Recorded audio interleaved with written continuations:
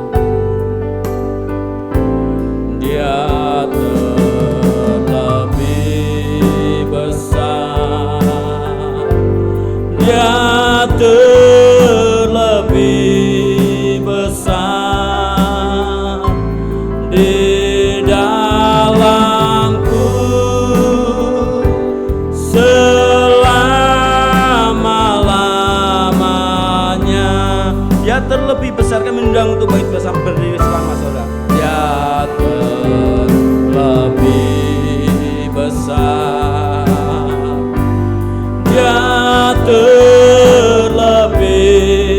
besar di dalamku,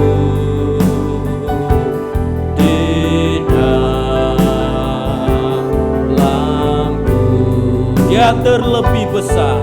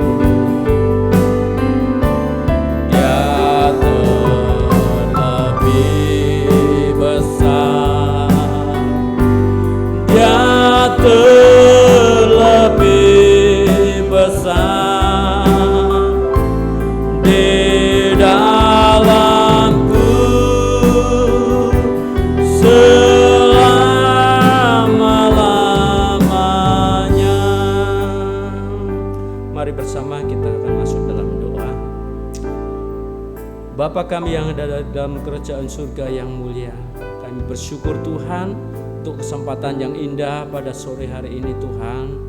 Engkau sudah berikan kami Tuhan waktu Tuhan dan kesempatan Tuhan untuk kami boleh datang kepada Engkau dalam ibadah pendalaman Alkitab pada hari ini Tuhan. Kami mohon kiranya Tuhan lawatan-Mu berlaku atas kami semua, untuk sidang jemaat-Mu yang saat ini mengikuti ibadah secara online di rumah masing-masing, baik yang di Semarang maupun yang ada di Pos PI Pojok Sedah Purwodadi. Kiranya Tuhan melawat kami semua. Kami mau menyerahkan Tuhan untuk ibadah kami pada sore hari ini ke dalam tangan-Mu Tuhan. Biarlah Tuhan yang pimpin dari awal hingga pada akhirnya. Kami berdoa untuk imam-imam-Mu yang bertugas, baik yang memainkan musik, yang meresmikan sound system multimedia. Kiranya Tuhan urapi mereka semua, juga hamba-Mu yang Kau percayakan untuk memimpin pujian. Terlebih kami berdoa untuk hamba-Mu Bapak Gembala yang akan menyampaikan firman-Mu Tuhan.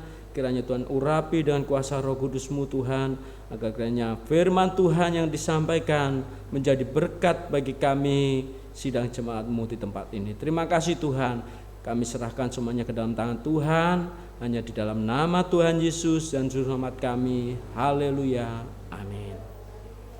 Puji nama Tuhan. Kita mau awali dengan satu pujian dalam buku Pesalum nomor 165, ku bertekun dalam iman. Haleluya.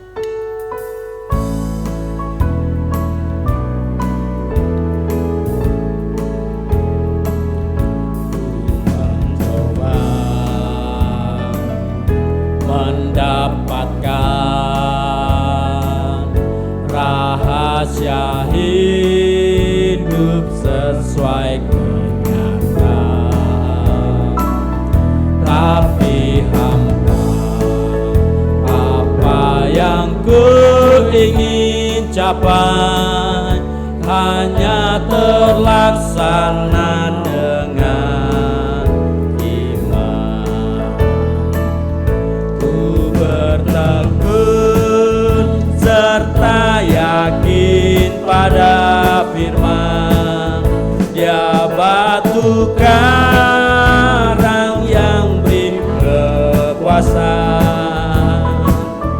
Ku bersandar pada yang tak kelihatan, tapi nyata oleh iman pada firman. Baca yang kedua, akal bumi bisa menerima apapun yang kelihatan nyata. Waktu gagal baru ku mengerti bahwa oleh iman semua bisa nyata. Ku bertekun serta yakin pada firman, Dia batu karang yang beri kekuasaan. Ku bersandar pada yang tak kelihatan, tapi nyata oleh iman pada firman. Baca yang ketiga, pandangan dan perasaanku menentukan sesuatu yang nyata, tapi jika menghadapi jalan buntu, hanya iman mengatasi semuanya. Ku bertekun serta yakin pada firman, Dia batu karang yang beri kekuasaan. Ku bersandar pada yang tak kelihatan, tapi nyata oleh iman pada firman. Baca yang keempat, sungguh senang mengikuti jejak Kristus mempelai lelaki dalam tanda kematian dan kebangkitan, mengalami kemuliaan Tuhan. Ku bertekun, haleluya. Ku bertekun serta yakin pada firman, Dia batu karang yang beri kekuasaan.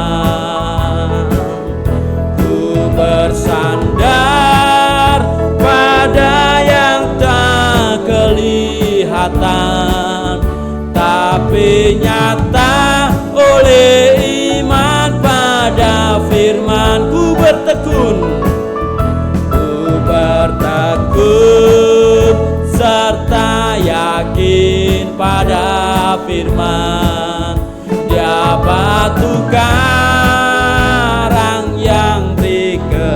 kuasa. Ku bersandar pada yang tak kelihatan, tapi nyata oleh iman pada firman. Kiranya pujian ini senantiasa menjadi penghiburan dalam kehidupan kita, terlebih menguatkan hati kita untuk kita senantiasa tetap bertekun dalam ibadah, terlebih juga kita tetap percaya pada firman Tuhan, tetap pegang iman kita dalam kita menghadapi saat-saat yang tidak menentu, saat-saat yang serba sulit. Kita tetap pegang iman kita percaya pada Tuhan. Haleluya. Kita mau sambung lagi dengan satu pujian sebelum kita masuk dalam firman Tuhan. Kita pujikan satu pujian, berfirmanlah Tuhan. Haleluya.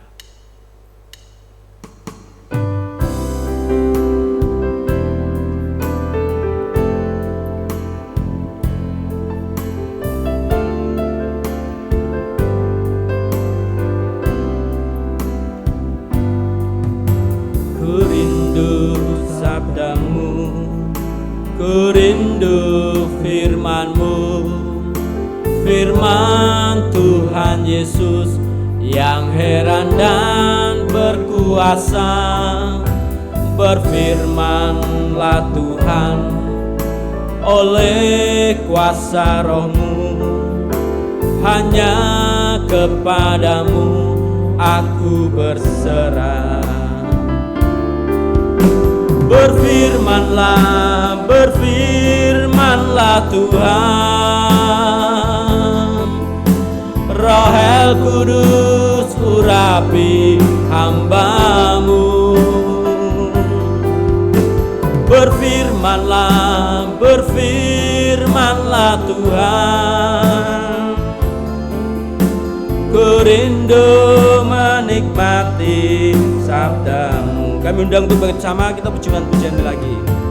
Ku rindu sabda-Mu, ku rindu firman-Mu, firman Tuhan Yesus yang heran dan berkuasa. Berfirmanlah Tuhan oleh kuasa Roh-Mu, hanya kepadamu aku berserah. Berfirmanlah, berfirmanlah, berfirmanlah Tuhan, Roh Kudus urapi hamba-Mu.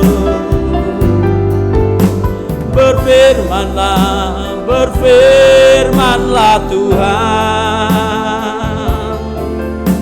ku rindu menikmati sabda-Nya. Berfirmanlah, sementara waktu kami serahkan kepada Bapak Gembala. Berfirmanlah, berfirmanlah Tuhan, Roh Kudus urapi hamba-Mu.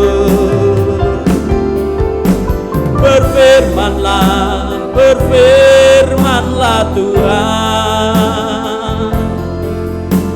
ku rindu menikmati sabda-Mu.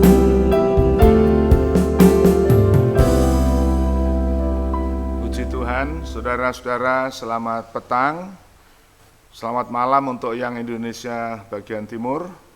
Kalau ada yang sempat mendengarkan, kiranya damai sejahtera, anugerah Allah turun atas saudara-saudara sekalian.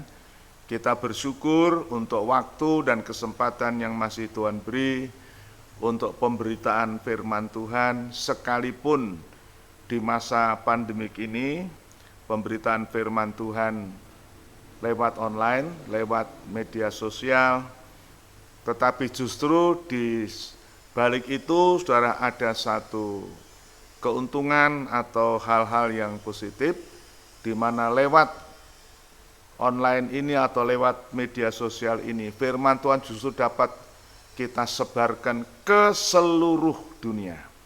sampai di luar negeri pun bagi mereka yang menemukan link kebaktian pada malam ini mereka bisa mengikuti. Kiranya Tuhan memberkati saudara sekalian.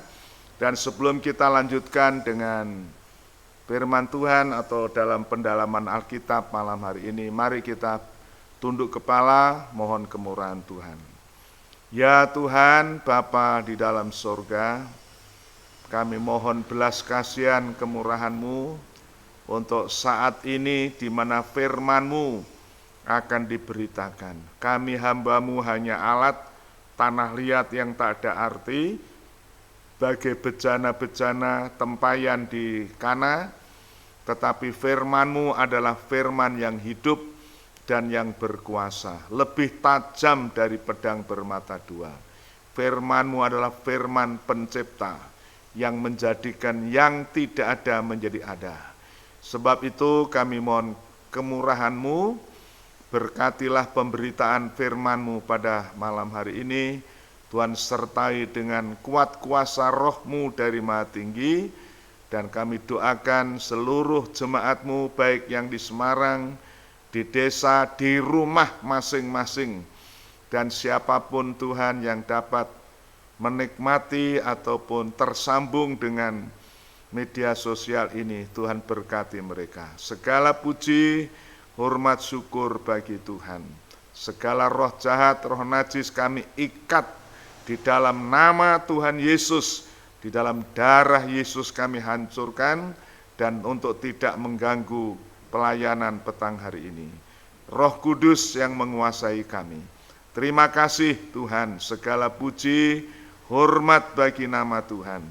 Di dalam berkat nama Tuhan Yesus, kami mohon doa kami. Haleluya, amin. Puji Tuhan, saudara-saudara yang kekasih, biarlah kita bersyukur kepada Tuhan untuk setiap kesempatan di mana kita masih diberi waktu untuk menikmati pemberitaan firman Tuhan sekalipun di masa-masa yang sukar ini. Tetapi kita masih bisa mendengar firman Tuhan karena Alkitab atau firman Tuhan telah menubuatkan bahwa sekali kelak orang ingin mendengar tetapi tidak menemukan. Puji Tuhan, Bapak kita bersyukur, dan malam hari ini saudara-saudara, firman Tuhan yang saya sampaikan masih belum merupakan seri tetapi lepas ya, jadi merupakan pemberitaan seperti ibadah biasa, tetapi kiranya tidak mengurangi nilai daripada firman Tuhan sendiri. Malam ini saya akan berbicara tentang Goshen, yaitu tempat di mana orang-orang Israel diberi tempat di negeri Mesir. Minggu yang lalu saya menyinggung bagaimana Fir'aun yang merupakan bayangan daripada iblis itu dengan tipu daya, tipu muslihat, dan dengan segala ulah tingkahnya selalu berusaha untuk menghalangi umat Israel bebas untuk berbuat ibadah. Nah, malam hari ini saya akan bicara tentang Goshen yang salah satu juga bagian daripada riwayat maupun sejarah orang Israel di Mesir. Untuk itu kita akan membaca lebih dulu dalam kitab Kejadian pasal yang ke-46 ayat 31. Demikian firman Tuhan. Kemudian berkatalah Yusuf kepada saudara-saudaranya dan kepada keluarga ayahnya itu, "Aku mau menghadap Fir'aun dan memberitahukan kepadanya, saudara-saudaraku dan keluarga ayahku yang tinggal di tanah Kanaan telah datang kepadaku. Orang-orang itu gembala kambing domba, sebab mereka itu pemelihara ternak dan kambing dombanya, lembu sapinya, dan segala miliknya telah dibawa mereka. apabila Fir'aun memanggil kamu dan bertanya, apakah pekerjaanmu? Maka jawablah, hamba-hambamu ini pemelihara ternak sejak dari kecil sampai sekarang, baik kami maupun nenek moyang kami. Dengan maksud supaya kamu boleh diam di tanah Goshen. Sebab segala gembala kambing domba adalah suatu kekejian bagi orang Mesir. Saudara, demikian firman Tuhan malam hari ini, yaitu saya bicara tentang Goshen. Saudara-saudara, kata Goshen bagi sebagian anak-anak Tuhan tentu tidak asing, karena Goshen merupakan tempat tinggal daripada orang Israel atas inisiatif atau kebijaksanaan daripada Yusuf. Mengapa Yusuf menyuruh saudara-saudaranya, ayahnya dan keluarganya tinggal di Goshen, padahal dalam ayat yang ke-34 Kejadian ini mengatakan, sebab segala gembala kambing domba adalah suatu kekejian bagi orang Mesir. Saudara, jadi tanah Goshen itu dalam kamus Alkitab, Goshen itu artinya tanah penggembalaan atau padang rumput penggembalaan. Saudara-saudara, sehingga mereka kalau ditanya Fir'aun, Yusuf menyarankan supaya mereka menjawab, kami ini gembala-gembala domba. Nah, maksudnya supaya mereka itu diasingkan atau disingkirkan oleh orang Mesir, karena orang Mesir benci kepada orang gembala. Tetapi justru karena itu maka dia diasingkan di Goshen. Goshen itu kalau saya membaca di dalam ensiklopedia, Goshen itu suatu daratan atau dataran yang terletak di delta Sungai Nil. Delta artinya di mana dua anak sungai yang bercabang membatasi tanah itu. Jadi Goshen ini merupakan delta dari Sungai Nil, di mana muaranya itu kan terpecah-pecah begitu, ya. Bagi saudara-saudara yang di Kalimantan Timur mesti tahu ini, yaitu delta di daerah Sanga-Sanga, daerah muara itu banyak pulau-pulau yang terpecah, membuat Sungai Mahakam itu juga terpisah-pisah dalam muaranya itu. Nah, kira-kira begitu, saudaraku. Saya simpulkan bahwa tanah Goshen ini tanah subur, tanah makmur, karena apa? Diapit oleh dua anak sungai, yang pasti tempat itu subur, tempat itu tidak pernah kekurangan air. Nah, sebab itu dikenal sebagai tanah penggembalaan. Disitulah kambing domba, lembu sapi dapat digembalakan sehingga makmur. Nah, saudara-saudara, sekalipun tempat itu merupakan tempat yang disingkirkan atau yang dikucilkan oleh orang Mesir karena gembala-gembala berada di situ, tetapi itu merupakan tempat yang indah terpelihara. Nah, saudara, pertanyaannya, mengapa Yusuf menaruh keluarganya, anak saudaranya di tempat agak terasing itu? Kenapa bukan di kota Mesir yang mungkin tempat yang mewah atau tempat yang cukup bagus dan sebagainya, mungkin fasilitas secara duniawi mungkin lengkap. Saudara, Yusuf itu yang tersurat di dalam Kejadian pasal 41 ayat 38 sampai 39 itu disebutkan bahwa setelah Fir'aun mimpi, saudara, tidak ada seorang bisa mengartikan, maka Yusuf mengartikan. Sehingga waktu Yusuf mengusulkan kepada Fir'aun supaya di Mesir ditunjuk seorang yang bijaksana untuk dapat mengatasi masalah pangan itu, maka Fir'aun menunjuk Yusuf. Saudara, untuk lebih otentiknya atau lebih orinya, kita akan membaca Kejadian 41 ayat 38 sampai 39. Nanti Mas Philip akan membantu kita membaca.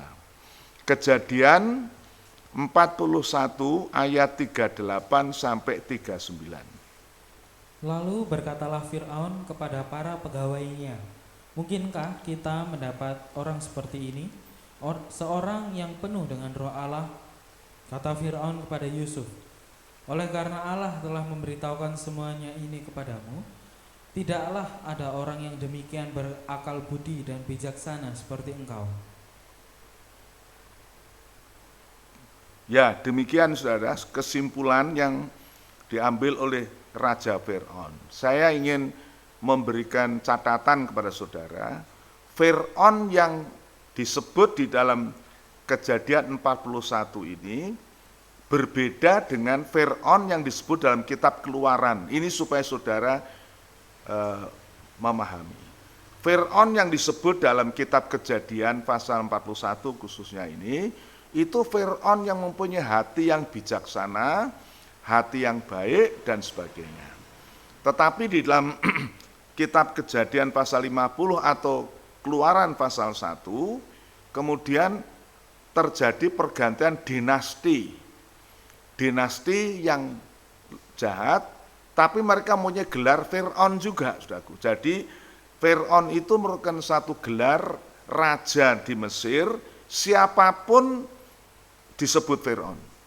Sama di dalam perjanjian baru yang disebut Herodes, itu ada Herodes Agung, Herodes Antipas dan sebagainya, tetapi mereka semua pakai nama Herodes. Jadi Fir'aun di dalam negeri Mesir itu merupakan sebutan atau sanjungan untuk raja. Mereka mempunyai nama sendiri, nama pribadi, tetapi semua orang menyebut nama Fir'aun. Ya. Nah, Fir'aun yang di dalam sebutkan di dalam Kejadian 41 ini masih merupakan Fir'aun yang baik hati, bijaksana. Dan itulah yang mengangkat Yusuf menjadi raja muda di situ, atau katakan kalau di Indonesia mungkin Perdana Menteri begitu, ya. Nah, puji Tuhan. Sebab itu kita membaca di sini bahwa waktu Fir'aun itu mendapatkan penjelasan dari Yusuf tentang mimpinya itu, saudara ingat 7 lembu yang gemuk, 7 lembu yang kurus, disusul dengan gandum yang bernas, disusul dengan gandum yang layu kering. Yusuf mengartikan bahwa 7 itu, angka 7 itu angka 7 tahun kelimpahan dan 7 tahun kelaparan. Maka Yusuf mengusulkan supaya pada waktu kelimpahan ditunjuk seorang yang bijaksana untuk menampung gandum kelimpahan itu dengan membangun lumbung-lumbung atau gudang-gudang. Kemudian Raja Fir'aun mengatakan, mana ada kita mendapatkan orang bijaksana seperti Yusuf, yang ada roh Allah. Nah, dari ayat ini maksud saya, saudaraku, untuk menunjuk bahwa Yusuf dalam kebijakan-kebijakannya itu dia dalam pimpinan Roh Kudus. Sehingga walaupun tanah Goshen itu tempat penggembalaan yang dibenci oleh orang Mesir, justru Yusuf menunjukkan tempat itu karena apa? Ya, ini secara rasio, secara logika, sejak Yusuf ditunjuk oleh Raja Fir'aun menjadi Perdana Menteri atau Raja Muda, maka Yusuf melaksanakan tugasnya keliling Mesir, saudara. Dikelilingi seluruh tanah Mesir. Nah, pasti Yusuf tahu tanah yang paling subur di antaranya adalah tanah Goshen. Sebab itu dia mengusulkan kepada ayahnya, saudara-saudaranya. Kalau kamu nanti ditanya Fir'aun, bilang kalian ini gembala ternak, pemelihara kambing domba, lembu sapi. Dengan maksud ayat yang ke-34 Kejadian tadi, coba dibacakan Kejadian pasal 46 tadi ayat yang ke-34. Maka jawablah hamba-hamba ini pemelihara ternak. Sejak dari kecil sampai sekarang, baik kami maupun nenek moyang kami, dengan maksud supaya kamu boleh diam di tanah Gosyen. Sebab segala gembala kambing domba adalah suatu kekejian bagi orang Mesir. Ya, saya ingin menggarisbawahi dengan maksud supaya kamu boleh diam di tanah Gosyen. Jadi saran atau katakan kebijakan Yusuf untuk menempatkan saudara-saudaranya, bapak ayahnya dan keluarganya semua di Gosyen, kalau ditanya bilang kamu ini gembala.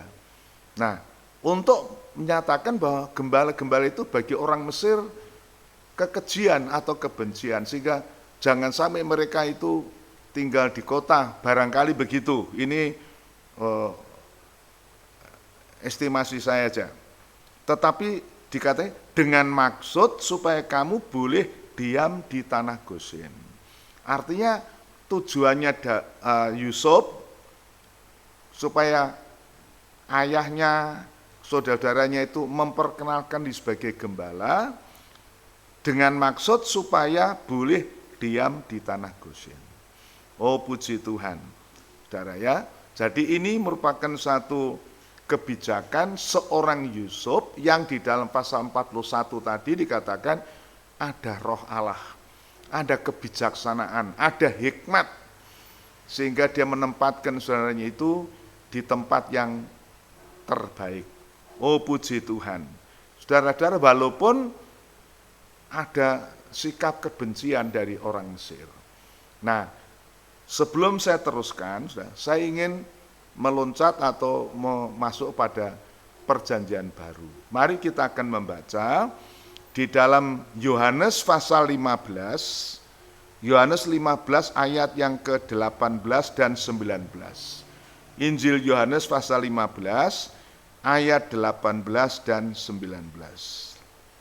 Jikalau dunia membenci kamu, ingatlah bahwa ia telah lebih dahulu membenci aku daripada kamu.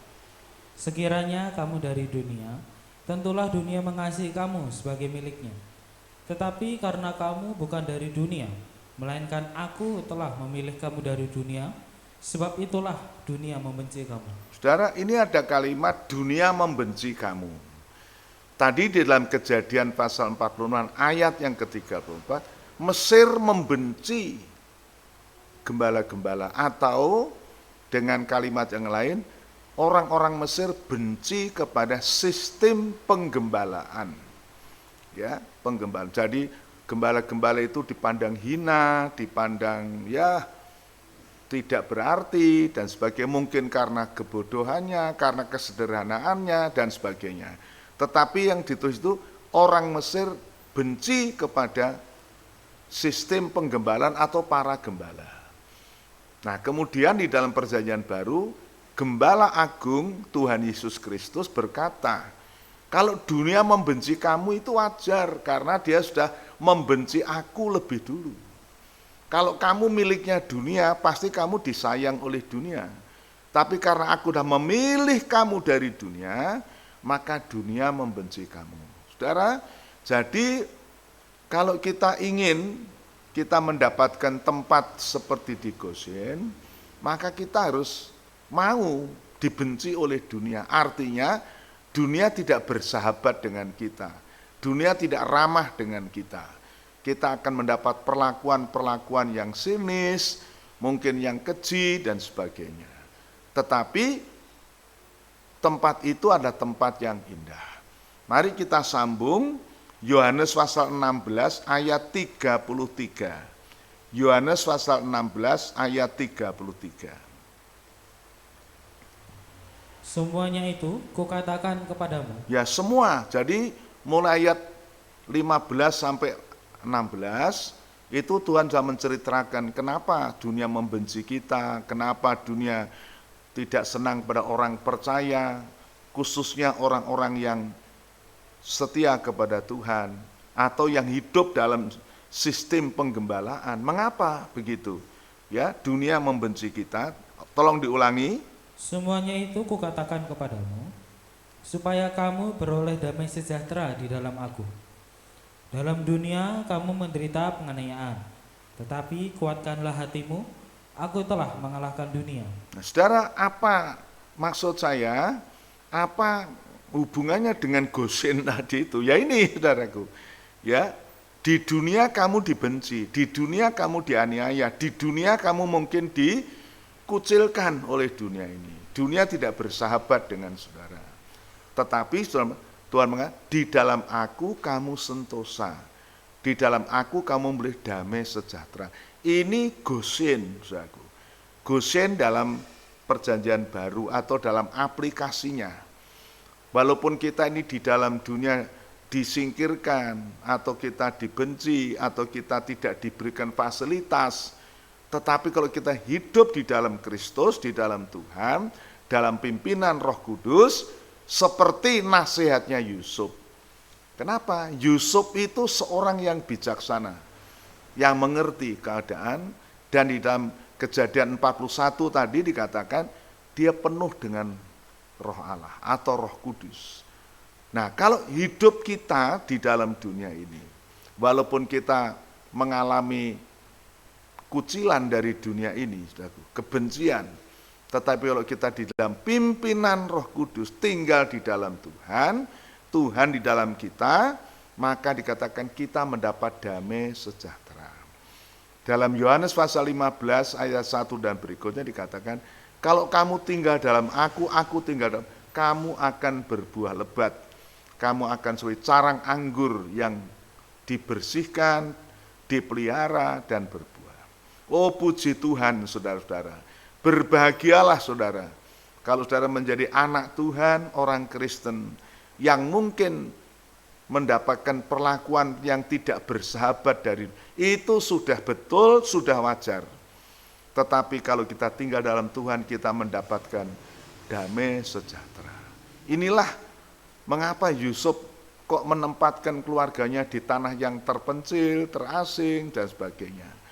Nah, saudara, mari kita sekarang membaca dalam Kejadian pasal yang ke-47, Kejadian 47 ayat 8 dan juga ayat 11. Ya, kita loncat saja supaya waktunya tidak banyak. Ya. Kejadian 47 ayat 8. Kemudian bertanyalah Fir'aun pada Yakub, sudah berapa tahun umurmu?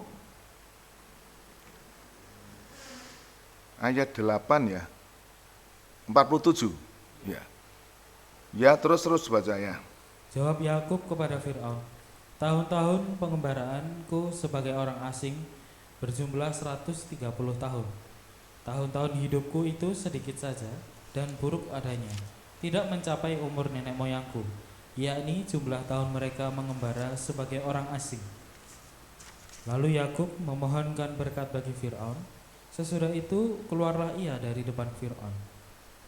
Yusuf menunjukkan kepada ayahnya dan saudara-saudaranya tempat untuk menetap dan memberikan kepada mereka tanah milik di tanah Mesir, di tempat yang terbaik di negeri itu, di tanah Ramses, seperti yang diperintahkan Fir'aun. Oh, puji Tuhan. Jadi tempat itu, Gosen itu sama dengan Ramses, dikatakan tempat yang terbaik.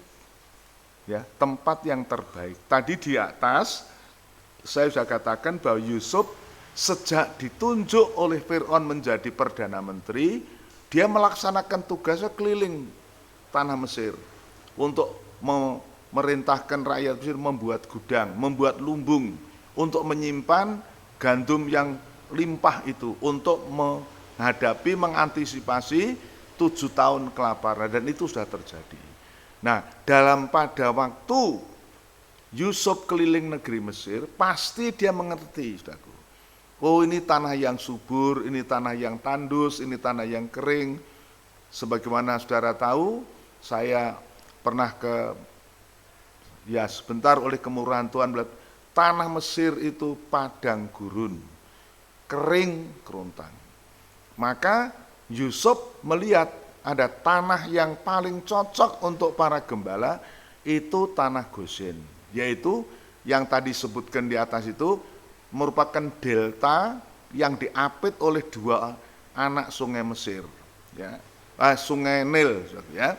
Sehingga Yusuf mempertimbangkan ini tempat yang terbaik untuk mereka. Oh puji Tuhan. Jadi sebabnya maka disebutkan tadi dalam Kejadian pasal yang ke-47 tadi ayat 11, tempat yang terbaik. Ya, tempat yang terbaik. Dan tempat yang terbaik di negeri Mesir. Jadi menurut survei yang dilakukan Yusuf, Goshen itu tempat yang terbaik.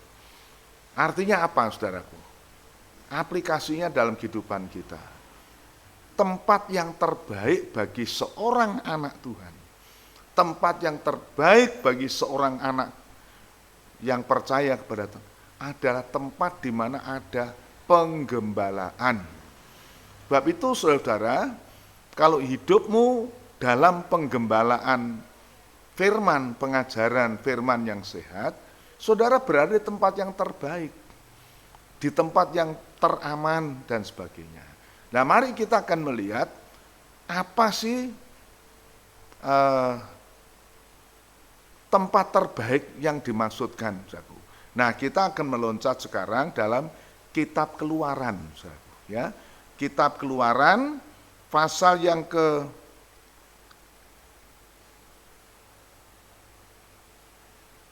Keluaran pasal yang Kejadian dulu, Kejadian 47 ayat 12. Kejadian 47 ayat yang ke-12. Dan Yusuf memelihara ayahnya, saudara-saudaranya, dan seisi rumah ayahnya dengan makanan menurut jumlah anak-anak mereka. Atau dibaca ulang 11, ayat 11 dan 12. Yusuf menunjukkan kepada ayahnya dan saudara-saudaranya tempat untuk menetap dan memberikan kepada mereka tanah milik di tanah Mesir, di tempat yang terbaik di negeri itu, di tanah Ramses, seperti yang diperintahkan Firaun. Ya, jadi Yusuf menempatkan keluarganya, ayah dan saudara-saudaranya itu di tanah Goshen atau Ramses. Ya, itu ada dua kalimat atau dua kata yang memang bersamaan. Saudaraku, itu tempat yang terbaik. Nah, terbaiknya apa? Dikatakan di situ ada pemeliharaan. Ayat 13, ayat 12 tadi. Tolong baca. Dan Yusuf memelihara ayahnya, saudara-saudaranya, dan seisi rumah ayahnya dengan makanan menurut jumlah anak-anak mereka. Ya, di tanah Goshen mereka ditempatkan menghuni di situ dan dikatakan Yusuf memelihara. Nah, saudara ingat, Yusuf itu penguasa di Mesir yang berkuasa khususnya dalam masalah ekonomi, pangan, gandum, itu di dalam kuasa Mesir, dalam kuasa Yusuf. Dan kalau dikatakan Yusuf memelihara ayahnya dan saudaranya, ini suatu jaminan pemeliharaan yang pasti tidak pernah mengalami kekeringan. Walaupun orang lain mungkin mengalami, tetapi saudara-saudara ayah Yusuf, Yakub dan anak-anaknya terpelihara. Saudara mengerti, inilah tinggal di tanah Goshen, ada pemeliharaan. Saudara, puji Tuhan, saya sudah sering menyampaikan, ini sudah 1,5 tahun dunia dan Indonesia terkena pandemi corona. Dan efeknya itu sudah adalah masalah ekonomi, masalah kesukaran, masalah kekurangan, masalah kelaparan, dan seterusnya. Tetapi puji Tuhan, kalau saja saudara bisa berada di dalam Goshen secara rohani, dalam Yohanes pasal yang ke-16 ayat 33 tadi, di dalam dunia kamu dibenci, dianiaya, tetapi di dalam aku kamu terpelihara. Di dalam aku kamu mendapatkan damai sejahtera. Di dalam aku kamu sentosa. Sebab itu saudara, dalam masa yang demikian rupa, jangan saudara mempunyai niat untuk meninggalkan Tuhan. Karena mungkin saudara pikir, wah ini hidup berat begini dan sebagainya. Pada Rabu yang lalu saya tekankan, itu tipu muslihatnya iblis untuk membuat saudara renggang dari Tuhan. Dengan kesukaran, kesusahan, pekerjaan yang berat mengikat saudara. Tapi saudara harus mempunyai suatu usaha, berusaha untuk dapat tetap beribadah kepada Allah, tetap tinggal di dalam Tuhan, di dalam aku kamu sentosa, di dalam dunia kamu dianiaya, tetapi aku sudah mengalahkan dunia. Itu firman Tuhan. Sebab itu dikatakan tadi bahwa tempat itu ada pemeliharaan. Tentu pemeliharaan secara apa? Secara ekonomi, saudara. Pada hari Rabu yang lalu saya katakan, Tuhan itu sanggup mengangkat kepada orang-orang miskin, diberikan benih untuk ditabur dan roti untuk dimakan. Puji Tuhan, saudara, tinggallah di Gosen seperti pimpinan Tuhan. Kemudian di Gosen itu ada tempat perlindungan. Nah, kita akan loncat dalam kitab Keluaran sekarang. Gosen itu tempat perlindungan. Keluaran 8 ayat yang ke-22 dan 23. Keluaran 8 ayat 22 dan 23. Tetapi pada hari itu, aku akan mengecualikan tanah Gosen, di mana umatku tinggal. Ya, aku akan mengecualikan tanah Gosen di mana umatku tinggal. Puji Tuhan. Yang dimaksud ya tanah Gosen tadi yang diceritakan dalam kitab Kejadian yang lalu itu, tempatnya Yakub, tempatnya Israel, tetapi pada waktu kita Keluaran ini, Israel sudah menjadi bangsa yang besar, tetapi diperbudak oleh orang Mesir, saudaraku. Dan kalau sudah membaca pasal ini atau pasal-pasal sebelumnya, maka Tuhan mengadakan pagebluk sebetulnya. Kalau sekarang mengadakan balas sampar, katak, belalang, hujan es, dan sebagainya. Ini kali ada lalat pikat, saudaraku. Lalat pikat itu artinya lalat yang bisa mematikan. Ya, itu dalam terjemahan itu lalat kuda. Kalau menggigit atau menyengat, itu orang bisa mati dan sebagainya. Itu balas sampar. Tetapi tadi dikatakan, Tuhan mengadakan perbedaan. Tolong baca ulang ayat yang ke-22, Keluaran 8. Tetapi pada hari itu, aku akan mengecualikan tanah Gosen, di mana umatku tinggal.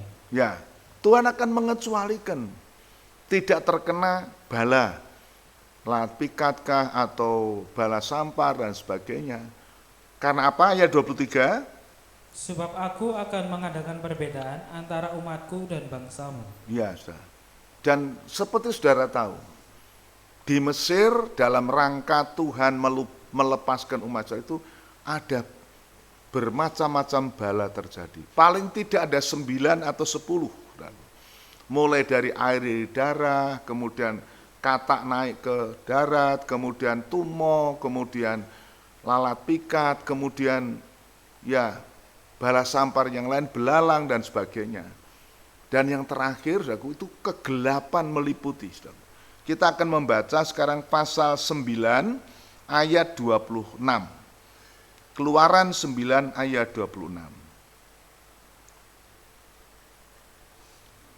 Hanya di tanah Gosen, tempat kediaman orang Israel, tidak ada turun hujan es. Ya, coba baca ayat sebelumnya ya, ayat 24 atau 25 dulu. Ayat 25. Ya. Hujan es itu menimpa binasa segala sesuatu yang ada di padang, di seluruh tanah Mesir, dari manusia sampai binatang. Juga segala tumbuh-tumbuhan di padang ditimpa binasa oleh hujan itu, dan segala pohon di padang ditumbangkannya. Ya, saudara, ini suatu bencana alam, ya, di mana ada hujan es yang menghancurkan tanaman. Ya, jadi semua tanaman yang tertimpa hujan es itu hancur, saudaraku. Ya, karena itu hujan batu. sehingga dikatakan menghancurkan seluruh tanah Mesir. Ini satu bencana alam yang luar biasa, yang berdampak kepada masalah ekonomi tentunya, karena pertanian akan mengalami kehancuran. Yaitu seperti ayat yang ke-26 tadi kita baca ya.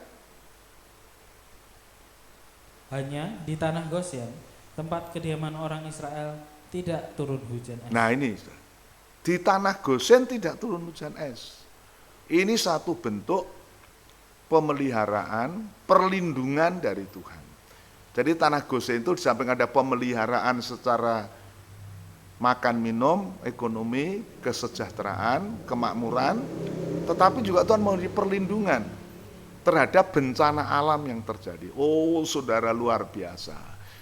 Itu sebabnya maka Goshen oleh hikmat Allah menempatkan keluarganya, ayahnya di tanah Goshen itu, karena tentu Roh Kudus yang memimpin bahwa di tanah itu Tuhan mengadakan perlindungan terhadap segala bala dan sebagainya. Oh sebab itu betapa indah kalau kita bisa hidup di dalam tanah Goshen, dalam arti, dalam aplikasinya di bahasa ini, kita hidup di dalam penggembalaan. Berilah dirimu digembalakan oleh kuasa firman dan pengajaran. Saudara-saudara, memang gembala saudara manusia, tetapi itu ditugaskan oleh gembala agung untuk melayani saudara. Dan kalau saudara menjadi satu anggota jemaat yang tergembala, ini saudaraku, ada pemeliharaan, ada perlindungan. Kemudian tidak hanya ada kelepasan, keselamatan. Kita baca Keluaran 12 ayat 37. Keluaran 12 ayat 37. Kemudian berangkatlah orang Israel dari Ramses ke Sukot.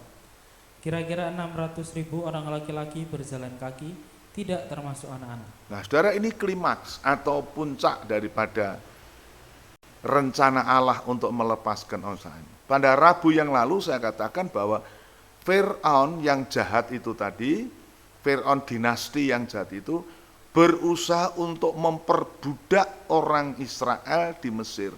Tidak boleh keluar. Tetapi dengan 9 macam bela, mulai dari kata, tumo, tabuhan, ya, balas sampar, bencana alam dan sebagainya, saudara-saudara, akhirnya Israel dikeluarkan dari situ. Apa tanda yang terakhir? Yaitu malaikat maut, di mana anak-anak sulung Mesir dibunuh oleh malaikat al-maut. Tetapi bagi orang Israel ada perintah supaya menyembelih anak domba, darahnya disapukan pada ambang pintu dan jenang pintu. Dan Tuhan berfirman, tiap rumah yang pintunya, ambang pintu dan jenang pintu ada tanda darah, malaikat al-maut tidak akan masuk di rumah itu, dilewati. Makanya dibilang the passing atau pasah, ya, itu artinya malaikat kematian itu melewati rumah itu, melalui. Saudara, tidak terjadi kematian, dan itu terjadi pada malam Paskah itu, saudara. Dan dikatakan itu dari tanah Goshen atau tanah Ramses itu orang Israel keluar dari negeri Mesir, dibebaskan, saudara, dilepaskan dengan tanpa syarat.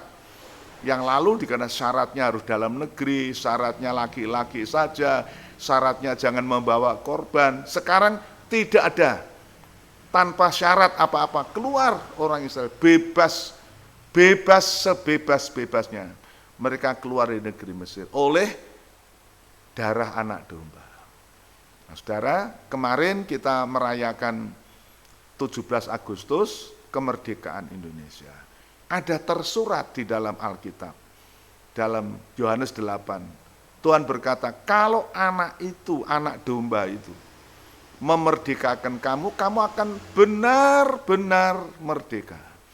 Nah, kita melihat saudaraku, bahwa kebebasan, pelepasan daripada umat Israel dari negeri Mesir tidak bisa dengan air di darah, katak naik ke darat, belalang makan tanaman, hujan es, bahkan segala sesuatu.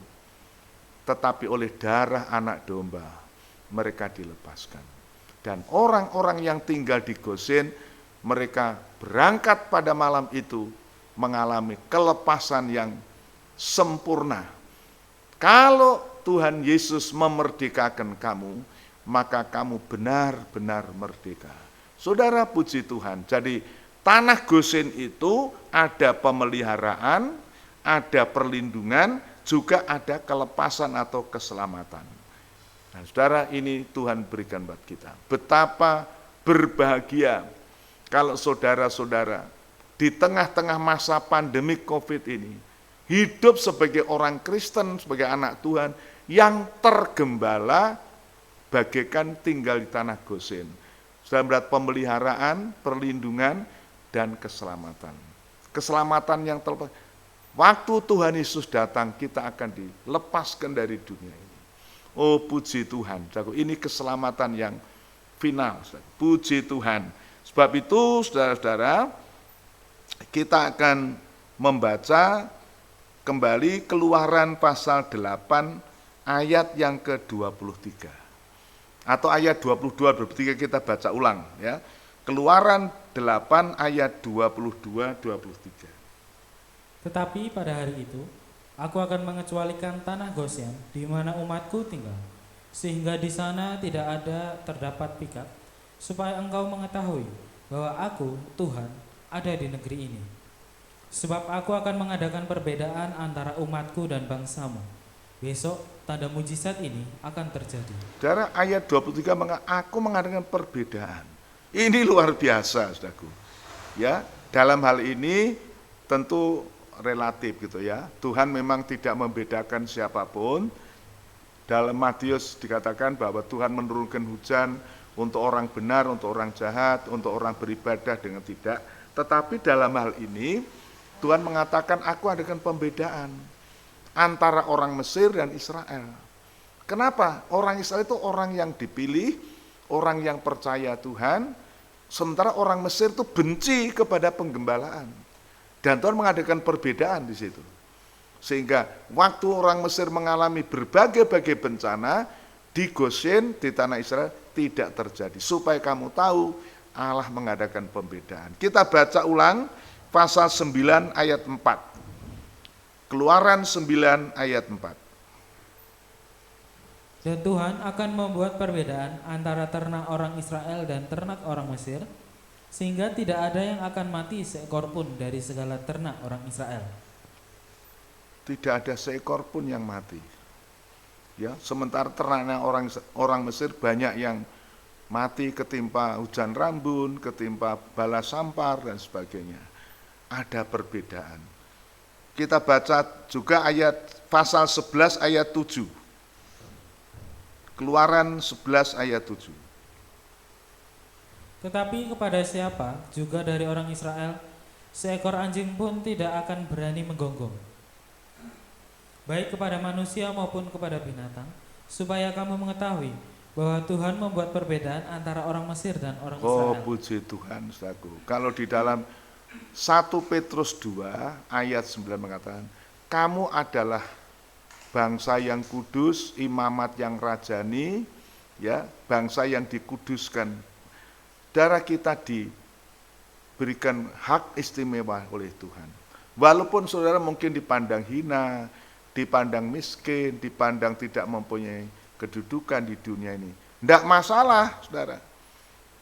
Karena firman Tuhan, kalau kamu dibenci oleh dunia itu sudah betul, sudah wajar. Karena ia sudah membenci aku. Tetapi di dalam aku kamu sentosa. Saudara-saudara, puji Tuhan. Dan Tuhan mengatakan ada perbedaan. Kalau orang Mesir mengalami bencana, mengalami musibah, bagi orang Kristen ada perbedaan. Ini harus kita imani, saudara. Justru di saat-saat seperti ini. Puji Tuhan. Tuhan berjanji untuk mengadakan pembedaan. Saudara, antara lain terutama adalah bala yang terakhir itu adalah Tuhan menciptakan kegelapan meliputi tanah Mesir. Sehingga Dikatakan Alkitab begitu gelapnya sehingga orang tidak bisa meraba. Orang di depannya tidak bisa kelihatan, saking gelap. Saudara, ini zaman ini kan zaman kegelapan, saudara. Orang memang masih melek, masih bisa lihat, tapi sebetulnya mereka buta secara rohani, tidak bisa melihat apa-apa. Mari kita baca itu pasal 10 ayat 22 sampai 23. Keluaran 10 ayat 22 sampai 23. Lalu Musa mengulurkan tangannya ke langit, dan datanglah gelap gulita di seluruh tanah Mesir selama 3 Gelap hari. gulita seluruh tanah Mesir, gelap gulita. Ini bela yang terakhir. Sebelum orang Israel keluar dari negeri Mesir, kegelapan meliputi Mesir. Dan ini satu gambaran, kegelapan dosa, kegelapan kejahatan meliputi dunia ini sekarang, saudara. Dan itu sebagai tanda tidak lama lagi ada kelepasan bagi gereja Tuhan, anak Tuhan, untuk keluar dari negeri Mesir. Puji Tuhan. Terus, Tidak ada orang yang dapat melihat temannya, juga tidak ada orang yang dapat bangun dari tempatnya selama 3 hari. Tetapi pada semua orang Israel ada terang di tempat kediamannya. tetapi di dalam kehidupan orang Israel, di mana di Goshen ada terang. Ada terang. Ini luar biasa. Dunia boleh mengalami kegelapan, kepicikan, tetapi bagi orang yang tinggal di Goshen, mempercaya kepada Allah yang hidup, ada terang. Tuhan Yesus berkata, aku ini terang dunia. Siapa mengikut aku tidak berjalan dalam kegelapan. Yohanes 12. Oh, puji Tuhan. Ada terang bagi orang Israel. Ada perbedaan. Ayat 23 sudah dibaca ya? Ya, ada perbedaan, saudaraku. Ada ayat di dalam Amsal Sulaiman bahwa orang benar itu hidupnya diterangi oleh firman. Ini luar biasa. Coba kita baca Amsal Sulaiman 4 ayat 18. Amsal Sulaiman pasal 4 ayat 18. Tetapi jalan orang benar itu seperti cahaya fajar, yang kian bertambah terang sampai rembang tengah hari. Ya, ini firman Tuhan. Orang benar siapa? Roma 3 ayat 25. Tidak ada seorang pun yang benar. Semua telah berdosa. Tetapi siapa orang benar? Orang yang dibenarkan oleh Allah, yaitu orang yang percaya kepada korban Kristus. 2 Korintus 5 ayat yang ke-20 dikatakan, Yesus yang tidak berdosa dibuat menjadi berdosa supaya kita dibenarkan di dalam Dia. Tidak ada orang benar, tetapi yang ada orang yang dibenarkan. Ya, Roma pasal 3 pasal 4 dikatakan, kita dibenarkan bukan karena melakukan hukum agama, syarat hukum Taurat. Dibenarkan oleh korban Kristus, oleh darah Yesus. Dan barang siapa percaya kepada Dia, itu orang benar. Jadi saudara, dalam Amsal mengatakan, orang benar, dia akan diterangi oleh cahaya firman Tuhan. Coba baca lagi ya, Amsal 4 ayat yang ke-18. Tetapi jalan orang benar itu Jalan orang benar seperti cahaya fajar. seperti cahaya fajar. Fajar itu kan masih remang-remang, hanya semburatnya, tetapi makin lama makin terang. Haleluya, puji Tuhan. Ya teruskan. Yang kian bertambah terang sampai rembang tengah hari. Sampai tambah terang. Nah, puncaknya terang kan tengah hari, saudaraku. Nanti jam 1, jam 2 turun mulai surut. Sampai surup, ya hilang. Tetapi jalan orang benar itu seperti cahaya fajar. Pertama mungkin agak terang, kemudian makin terang, makin terang. Oh puji Tuhan. Jadi saudara, kita bersyukur menjadi anak Tuhan, menjadi orang Kristen, walaupun kita dibenci oleh dunia. Dalam Yohanes pasal yang ke-15 dikatakan, aku telah memilih kamu dari dunia. Dan ayat 16 mengatakan, bukan kamu yang memilih aku yang memilih kamu dari dunia. Dan itu sebabnya dunia membenci kamu. Dan ini justru menjadi satu indikasi.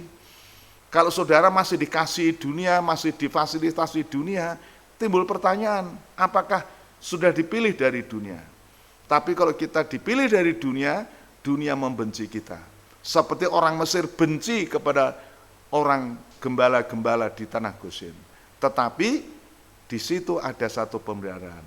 Di dalam Tuhan ada keselamatan. Inilah perbedaan, saudaraku. Nanti di hari-hari terakhir Tuhan akan berjanji akan mengadakan perbedaan. Sekarang ini mungkin orang belum bisa membedakan mana anak Tuhan, mana bukan orang. Karena sama-sama, apalagi kalau melihat keadaan yang lahiriah, dia miskin, kekurangan dan sebagainya, sementara orang-orang jahat bertambah hebat. Saya ingin membaca, saudara, Maleaki pasal yang ke-3. Maleaki pasal 3 ayat 14 sampai 18 untuk menutup Bible Study malam hari ini. Maleaki pasal 3 ayat 14 sampai 18. Kamu berkata, adalah sia-sia beribadah kepada Allah. Apakah untungnya kita memelihara apa yang harus dilakukan terhadapnya dan berjalan dengan pakaian berkabung di hadapan Tuhan semesta alam? Saudara, ini keluh kesah orang Israel. Mereka yang beribadah, mereka yang tekun berdoa, hidupnya kok mengalami masa yang sukar. Sementara orang-orang yang tidak beribadah kok sepertinya diberkati, sehat dan sebagainya. Jadi ada rasa iri, sehingga orang Islam mengatakan, wah percuma beribadah, ya percuma. Dan di ayat di atasnya dikatakan kata-kata itu tidak patut diucapkan oleh anak Tuhan. Seharusnya anak Tuhan itu berkata secara jujur. Teruskan kita baca. Ulangi ya ayat yang ke-14. Kamu berkata, adalah sia-sia beribadah kepada Allah. Apakah untungnya kita memelihara apa yang harus dilakukan terhadapnya dan berjalan dengan pakaian berkabung di hadapan Tuhan semesta alam? Terus? Oleh sebab itu, kita ini menyebut berbahagia orang-orang yang gegabah. Menyebut berbahagia orang yang gegabah. Ini sepintas lalu orang-orang Kristen juga melihat begitu. Ini dia tidak doa, tidak ke gereja, tidak beribadah. Kok hidupnya sepertinya makin kaya, makin kaya. Tidak tahu kekayaan dari mana, mungkin dari korupsi dan sebagainya. Tetapi seringkali ini membuat anak Tuhan tergelincir. Atau anak Tuhan itu merasa cemburu. Ya, sehingga kita ini beribadah kok rasanya sia-sia, ya. Sementara orang yang tidak beribadah kok hidupnya makmur. Teruskan kita baca. Bukan saja mujur orang-orang yang berbuat fasik itu, tetapi dengan mencobai Allah pun mereka luput juga. Beginilah berbicara satu sama lain orang-orang yang takut akan Tuhan. Nah, kalau orang yang takut akan Tuhan itu tidak boleh bicara gitu. Mari kita bicara seperti firman Allah ajarkan. Bagaimana? Yaitu Tuhan memperhatikan dan mendengarnya. Tuhan memperhatikan saudara, Tuhan mendengar saudara. Amin. Tuhan memperhatikan, Tuhan mendengar saudara. Terus?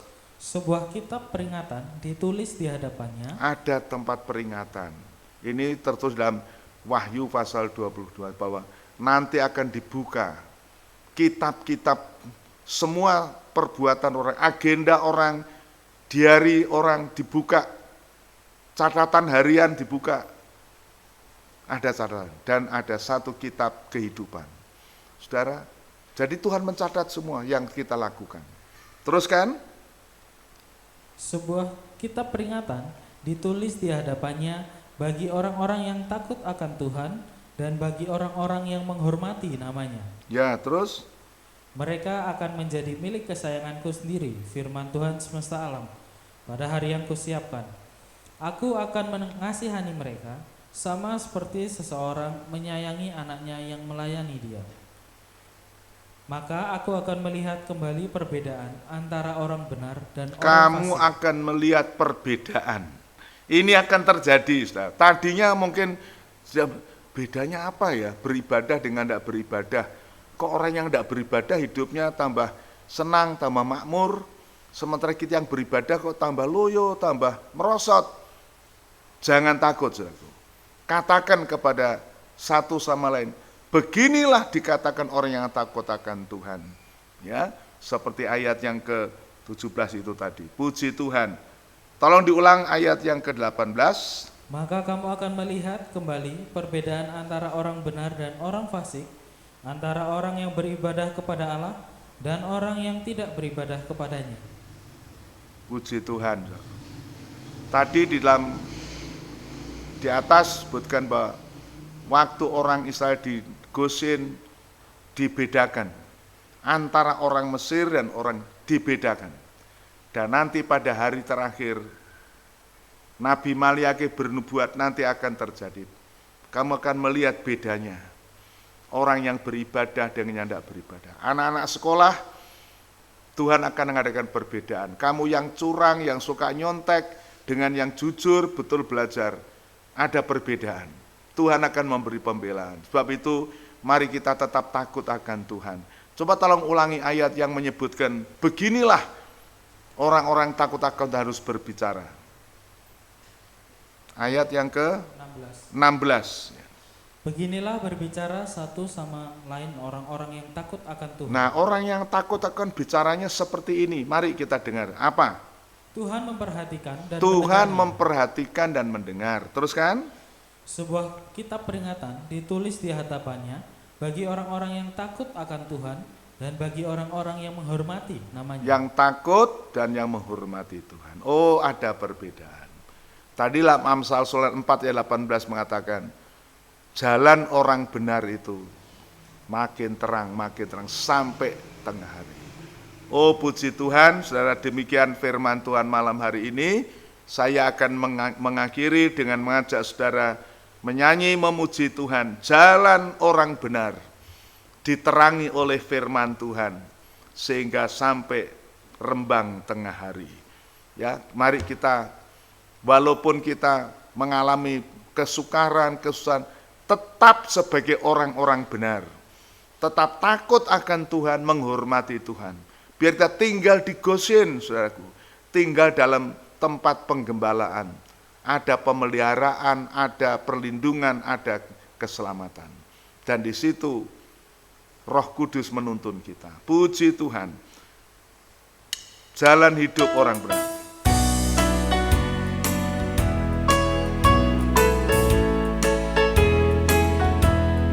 Jalan hidup orang benar diterangi oleh cahaya firman Tuhan. Jalan hidup orang benar semakin terang hingga rembang tengah hari. Apabila ia jatuh, tidaklah dibiarkan sampai tergeletak, sebab tangan Tuhan jua yang menopangku.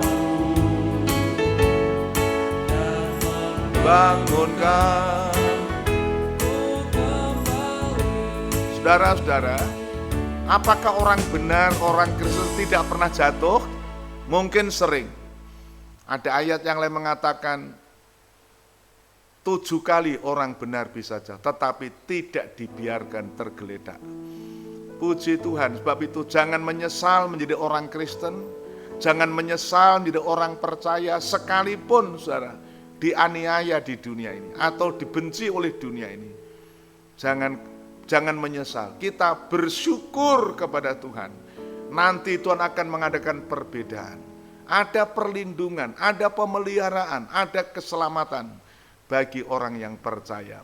Jalan hidup orang benar diterangi oleh cahaya firman Tuhan. Jalan hidup orang benar semakin terang hingga rembang tengah hari. Apabila ia jatuh, tidaklah dibiarkan sampai tergeletak, sebab tangan Tuhan jua yang menopangnya dan membangunkan. Sekali lagi, orang benar, jalan hidup orang benar diterangi oleh cahaya firman Tuhan. Jalan hidup orang benar semakin terang hingga rembang tengah hari. Apabila ia jatuh, tidaklah dibiarkan sampai tergeletak, sebab tangan Tuhan jua yang menopangku dan bangunkan ku kembali. Saudara, mari kita bersyukur kepada Tuhan. Ya Tuhan, Bapa di dalam sorga, kami bersyukur pada malam hari ini kami boleh mendengar firman Tuhan, bahwa Engkau Allah yang melihat kami, Allah yang mendengar kami, Allah yang mengadakan pembedaan bagi orang yang percaya dan orang yang tidak percaya. Tuhan, terima kasih karena kami mengenal Engkau, Allah Juru Selamat kami. Kami bersyukur karena Engkau panggil kami menjadi umat milik daripada Engkau. Sebab itu kami berdoa untuk seluruh jemaat-Mu yang menghadapi masa-masa yang sukar di masa ini. Seringkali iblis mencoba menggoda kami untuk meninggalkan Tuhan, untuk keluar dari tanah Gosen, dari penggembalaan. Tetapi Tuhan, kiranya malam hari ini firman-Mu Tuhan urapi, Tuhan berbicara, Roh Kudus berbicara lebih lanjut Tuhan, supaya jemaat Tuhan berada di dalam penggembalaan. Sekalipun kami dibenci oleh dunia, sekalipun kami mengalami kucilan dari dunia ini, tetapi Tuhan, di dalam Engkau kami sentosa. Terima kasih Tuhan, nama Tuhan dipermuliakan.